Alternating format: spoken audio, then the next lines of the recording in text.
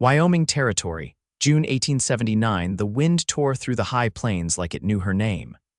Georgia O'Reilly gripped the reins harder, her white wedding dress tangled around the saddle horn, her boots slick with mud and panic. She did not look back. Not at the church, not at the preacher's voice calling her name, not at the man she'd nearly married. She rode like the devil was behind her because in her mind he was. The sun beat high and hard above the sagebrush flats, and her borrowed mare, Daisy, galloped westward, away from Rock Creek and everything she had been promised and threatened with. She had answered the ad in desperation. A mail-order bride, a fresh start. But Miles Henley was not the kind man he had claimed to be in his letters. His eyes were mean, his words colder, and when he grabbed her wrist hard enough to bruise just before the ceremony, saying, "You're mine now and you'll learn quick what that means," Georgia had known. She was not marrying him. She would rather die in the dust. She rode until her hands bled and her throat burned, until the mare slowed and the sun tipped low behind the peaks. Then, far off through the wavering heat, she spotted a fence line and a man on horseback, driving cattle across a ridge. She pulled up the reins and wheezed, "Please, God, let him be decent." The cowboy saw her and stopped. He was tall in the saddle, broad-shouldered, with a gray hat pulled low and a rifle slung across his back. He turned his horse and rode straight to her, dust trailing behind. She tensed, her heart pounding so loud she barely heard him when he stopped a few lengths away. "You lost?" he asked, voice calm, eyes steady. His face was sun-worn, beard shadowing his jaw, but his gaze held no threat. Georgia tried to speak, but her voice cracked. "I need help." He slid down from his horse in one easy motion, not coming too close. "You hurt," she shook her head. "Just scared." He took in the wedding dress, the bruised wrist, the wild eyes, something hardened in his face. "Someone chasing you," she nodded. "I ran from my wedding." He was not what he claimed. "I thought maybe. I thought he'd be kind." The cowboy's jaw clenched. "Name's Merritt Daugherty. This is my land." She looked up at him, hands trembling. "Georgia O'Reilly, I did not know where else to go." Merritt gave a small nod. "You did right. Let's get you inside." He led her to a small ranch house tucked behind a hill, weathered but solid. The porch creaked beneath their boots. Inside, it smelled of coffee and pine. A fire crackled low in the hearth, though it was June, nights still ran cold at this altitude. "You can take the bed," he said, pointing to the back room. "I will sleep out here." Georgia hesitated, then asked, "Why are you helping me?" He looked at her for a long moment, then said, "Because someone should have." She turned away quickly, tears stinging her eyes. That night, Georgia lay awake beneath a wool blanket that smelled like cedar and smoke. She stared at the ceiling, listening to the wind outside, the creak of the house, and the steady rhythm of Merritt's breathing from the other room. She did not feel safe, not yet, but she felt safer than she had in a long time. The next morning, Merritt was already outside by the time Georgia stepped onto the porch, wearing borrowed trousers and a flannel shirt knotted at her waist. He looked up from the trough he was fixing. "You sleep," she nodded. "Better than I thought I would." He handed her a tin cup of coffee. "You got someone waiting for you. Family?" Georgia shook her head. "No, just me." She looked down. "I thought I was starting over, thought I was choosing something better." Merritt nodded slowly. "I know that kind of hope." She glanced at him. "You ever been married?" "No," he said simply, then added, "Lost folks young. Raised my little brother till he passed from fever 2 winters back. After that, just been me and the cattle." Georgia looked at his hands scarred, calloused, steady. "You live all the way out here alone," he shrugged. "Some days I like it. Other days I remember why people stay close to town." She grinned for the first time. "And today," he looked at her, his expression softening just a little. "Today ain't so bad." By the third day, Georgia was helping with the chickens, gathering eggs in a basket and laughing when one pecked at her skirt. Merritt watched her from the barn, the way sunlight caught in her hair, how her shoulders relaxed more each day. He had not asked for any of this. But he did not want her to leave. That night, after supper, they sat on the porch in silence, the stars heavy above them. "You do not have to keep me," Georgia said. "I will find someplace else when it is safe." Merritt leaned forward, elbows on his knees. "You think I am doing this out of obligation?" She hesitated. "I do not know what you are doing." He turned to look at her fully. "Georgia, You showed up here running for your life in a wedding dress and bruised wrist, and I did not think twice about helping you. That is not obligation. That is choice, she swallowed.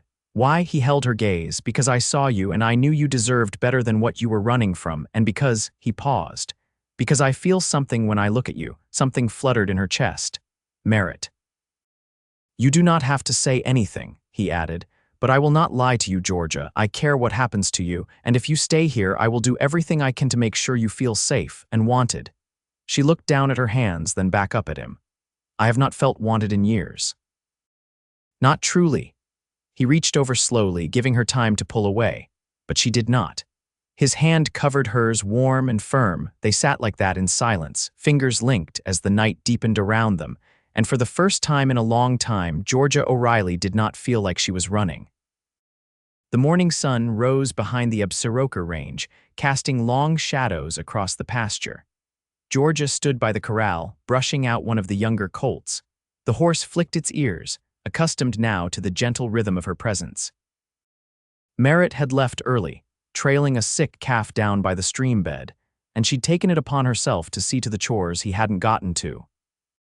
When he rode back near midday, jeans dusted with burrs and damp to the knee, he found her kneeling by the root cellar, sorting potatoes that had begun to sprout.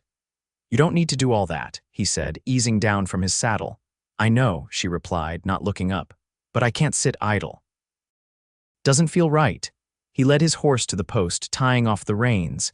You always keep busy like that. She stood and wiped her hands on her apron. In Arkansas, there wasn't much choice.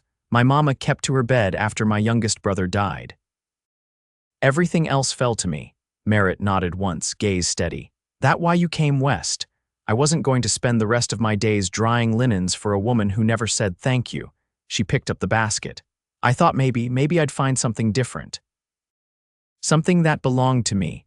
He opened the cellar door and held it as she stepped down. You don't talk like a woman who's sorry for what she left behind. I'm not, she said. They worked in quiet for a while, setting aside the good vegetables and tossing out the spoiled ones. Dust floated in the shafts of light that slanted through the wooden slats above.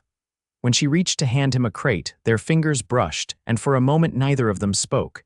You ever think about going back? He asked finally. She shook her head. There's nothing back there for me. Not even a grave I'd want to visit. Then she looked at him. What about you? You ever think about leaving this place? He leaned against the wall, arms folded. Sometimes. After my brother died, I figured I might sell off the herd, head south. But I never did.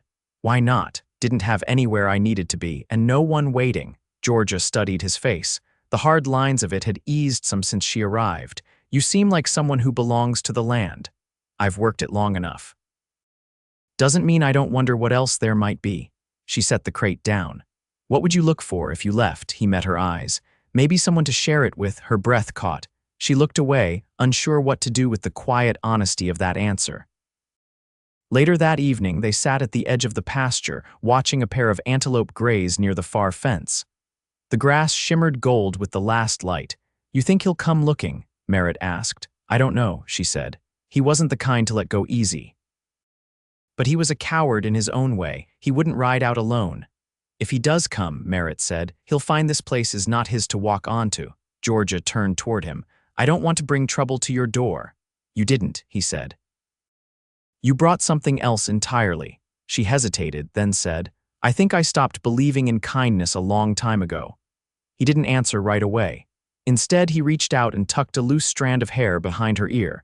His touch was careful, unhurried. You don't have to believe in it, he said. Just let it be here. She leaned into his hand, eyes closed for a breath. I'm not sure what to do with that. You don't have to do anything, he said. Just stay. The air between them held still, not frozen but waiting. Georgia looked at the horizon, the way dusk settled over the land like a blanket. Then she looked at him. I'd like that, she said. If you meant it. Merritt's answer was simple. I did. They didn't speak again as the stars came out. But they sat close, shoulders brushing, and the silence between them no longer felt like emptiness. It felt like something growing. The first rain in weeks came quiet and steady, soaking the dirt road in a fine sheen and turning the pastures to a deeper green. Merritt had spent the morning checking fence lines north of the barn, his coat dark with damp, while Georgia stayed inside, mending a pair of his shirts by the stove. She worked slow, careful not to rush the stitches. The rhythm of it steadied her in a way she hadn't known she needed. When he stepped in near noon, shaking the rain from his hat and unbuttoning his slick coat, she looked up from her sewing. "Wind picking up?" she asked. "Some. River's rising a little, but it'll hold," he said, hanging the coat on a peg by the door. "You need anything from town?" "I was thinking of riding in tomorrow." She set the needle aside. "Would you mind if I came with you?" He wiped his hands on a cloth. "You sure?" She met his eyes. "I've been hiding long enough." He didn't press her. "Then we leave first light." That night, she packed what little she had into a flour sack just in case. She didn't sleep much. The thought of passing through Rock Creek again twisted her stomach, but something stronger than fear kept her hands from trembling. She had Merritt now, and he had never once let her feel alone. They rode out just after sunrise, the sky low and gray. Merritt's gelding moved steady beside the mare, their hooves muffled in the wet grass. Neither spoke much on the ride. They didn't need to. The land rolled out around them, thick with the smell of wet earth and spring rot. When the buildings of Rock Creek came into view, Georgia tightened her grip on the reins. Merritt noticed but said nothing. He guided them around the back edge of town, past the livery and the cooper's shop, and tied off near the dry goods store. Inside, the storekeeper glanced up, then blinked hard. "Well, I'll be," he muttered. "You're the girl from the Henley wedding." Georgia lifted her chin. "Not anymore." The man hastily turned back to his ledger. "Didn't mean no offense, just hadn't expected. We need flour, coffee, and salt pork," Merritt said, flat and calm. "You got it." The man nodded and moved to gather their order. As Merritt paid, Georgia wandered to a small shelf near the back. A bolt of blue calico caught her eye, simple but finer than anything she had worn since leaving Arkansas.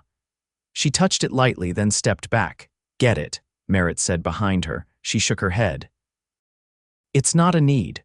I want you to have it." She turned to him. "You've already given me more than I know what to do with." He didn't answer, just added the fabric to the pile without asking again. They left town without trouble. If Henley was still there, he didn't show himself. Georgia didn't look for him. Back at the ranch, the sky had cleared and the sun lit the porch in long gold streaks. Merritt unloaded the supplies while Georgia folded the fabric and stored the rest. She felt lighter, like something had been shed and left behind on that muddy street. Later, Merritt brought in a bundle of firewood and paused near the hearth. Georgia was setting a tin of biscuits on the table. "I need to ask you something," he said. She looked over. "All right. I was thinking about the back room. It's yours, of course. But if ever you wanted to share a roof in the truest sense, I'd be honored." She stood still for a breath. "You're asking if I'd be your wife," he nodded. "I know it's soon, but I also know the way I feel when I see you out in my pasture or bent over the stove or laughing at the hens. I've known hard years. You've known worse, but I think we could build something steady here." She stepped to him and laid a hand on his chest, just over the fabric of his shirt. "You're the first man who's ever asked me like it was a gift, not a command. I'd never ask it any other way. I reckon," she said, voice low, "you already feel like home to me." His arms came around her then, not urgent, just sure. She leaned into him, and he held her like she was the most natural part of his world. That night, they sat close at the table, hands brushing now and again as they passed the beans and cornmeal. The window was open to the breeze. Somewhere out beyond the barn, a coyote called and the horses stirred in the paddock. Inside, everything was quiet, steady. Warm, Georgia reached across the table, took Merritt's hand and didn't let go. The wedding was held 6 days later under a cottonwood tree behind the house, where the roots twisted deep into the earth, and the air carried the scent of damp stone and wild mint. The preacher came from a neighboring homestead, riding 2 hours to arrive just after noon with a worn Bible in his satchel and a quiet way about him that suited the day. Georgia wore the blue calico Merritt had bought her, sewn into a clean, simple dress with sleeves to the wrist and a hem just above her boots. She had stitched it by hand in the evenings. Each seemed steadier than the last, her fingers learning the fabric like they'd learned the shape of this new life. Merritt wore his best shirt and vest, both brushed free of dust, and he'd trimmed his beard that morning with a hunting knife and a steady hand. They stood together beneath the tree, the wind lifting the leaves in slow turns. No one else came. There was no music, no ribbons, no feast waiting on a long table. Only two people who had found each other in the middle of a hard country and decided to stay. "You come to this by your own choosing?" the preacher asked. Georgia looked at Merritt, her voice clear. "I do, and you?" the preacher asked. Merritt's eyes didn't leave hers. "I do." The preacher said a few final words, and then they were bound, not with a ring or paper, but with the promise they'd spoken and the way they stood shoulder to shoulder, hands clasped, the space between them already filled with something deeper than ceremony. After, Merritt brought out a loaf of bread he'd bartered for in town, along with a jar of blackberry preserves and a wedge of cheese wrapped in cloth. They sat in the grass and ate with their fingers, the tree above them giving soft shade. Georgia took a bite, then glanced sideways. "You reckon this makes us respectable now?" Merritt chewed thoughtfully. "Respectable enough for each other, I figure." She laughed, the sound low and warm. "That'll do." By the following week, the rhythm of their life had changed, not in loud ways. Merritt still rose before dawn to check the grazing pastures. Georgia still lit the stove and boiled water for coffee before the sky turned pale. But they'd begun to move as a pair, passing tools without asking, sharing the same tin cup when the well bucket came up cold, leaving the door unlatched behind them without fear. One morning, Georgia stood beside the chicken coop, counting the hens aloud. She paused when Merritt rode up from the lower field, a coil of rope slung over his saddle horn. "I saw smoke out past the ridge," he said. "North side, might be a camp, could be travelers, or someone watching." She wiped her hands on her skirt. "You want me to stay inside till you know?" He dismounted and tied the reins. "No, just be mindful. If someone comes asking, you let me do the talking." That afternoon, Merritt rode out with his rifle strapped behind his saddle and didn't return till the sun was low. Georgia had kept herself busy in his absence, scrubbing the wash basin, boiling lye soap, slicing dried apples for stewing. But her stomach ached all the while. When Merritt finally rode back, his face was carved with tension. "Traders," he said, swinging down. "2 wagons passing through. Said they'd seen a man asking after a woman in a white dress 2 towns east." Georgia's blood turned cold. "He's looking still." Merritt nodded once. "But he's a fool if he thinks I'll let him set foot on this land." She stepped forward. "You shouldn't have to defend me." He looked at her, voice even.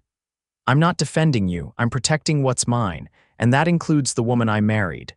That night, she lay beside him for the first time, the bed wide enough for both but close enough to feel the shape of his breath. The wind scraped softly at the shutters, and an owl called from the barn roof. Georgia turned her face into the crook of his shoulder. "I don't want to run again." "You won't," he said. "Not while I have breath." And she believed him, not because he said it, but because he lived like it was already true. The day after the traders passed through, Merritt began reinforcing the barn door and added a second latch to the front porch. Georgia didn't ask questions. She could see it in the way he moved, deliberate, measured, not afraid, just prepared. By late afternoon, she was at the table, stitching new curtains from a flour sack she'd boiled clean. She didn't look up when he came in, but she knew it was him by the sound of his boots, one heel a little heavier from a nail he'd never replaced. "You've got something on your mind," she said quietly. He stood near the door a moment before answering. "Man like Henley's not going to wander Wyoming Territory forever. Either he finds someone else to make small, or he learns he was chasing a ghost.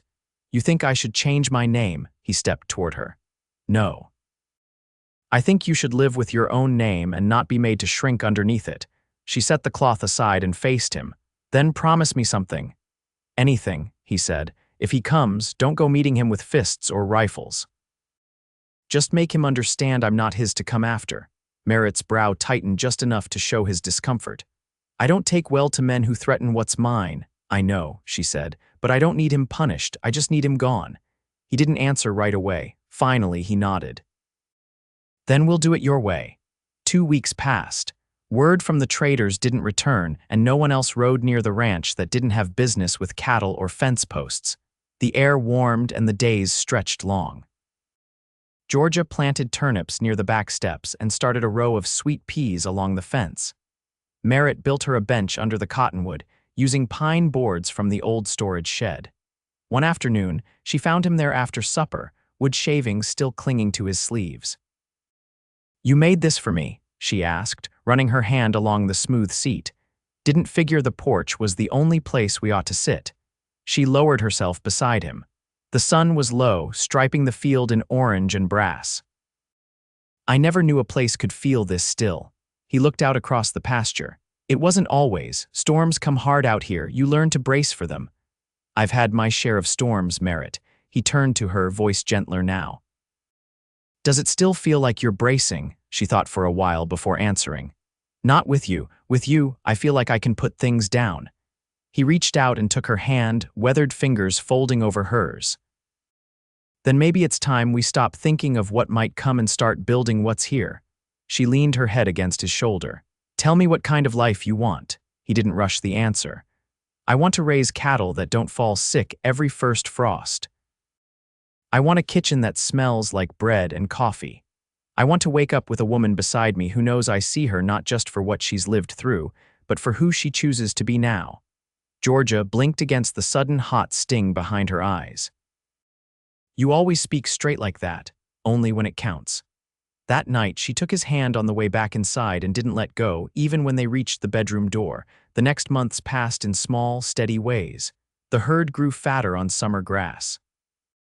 Georgia's turnips pushed green shoots through the soil. Merritt built a cold frame for lettuce and cabbage. They started sleeping with the windows open, the night sounds of crickets and cattle drifting through. One morning, Georgia woke to find Merritt already dressing, his back to her, the light just beginning to color the sky.